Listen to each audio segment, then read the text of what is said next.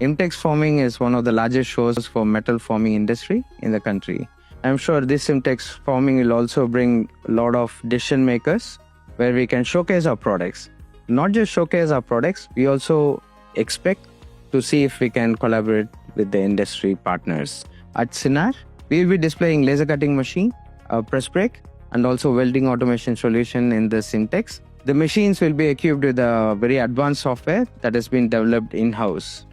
India has been importing a lot of machines around the sheet metal industry or around the forming industry. We are trying to address the import substitution by providing similar solutions or better solutions by homegrown technology. The homegrown technology can be machinery development or it could be the software development as well. With this enhanced technology, we try to address the precision, productivity, and the sustainability. Since we are into custom-built machines also, we have our in-house R&D, we have our in-house mechanical design, electrical design, and software development.